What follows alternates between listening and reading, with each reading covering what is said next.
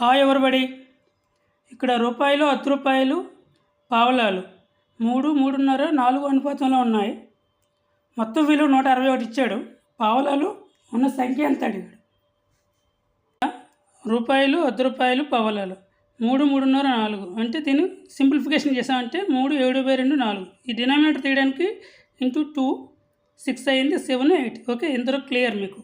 So ఇప్పుడు total amount చూద్దాం.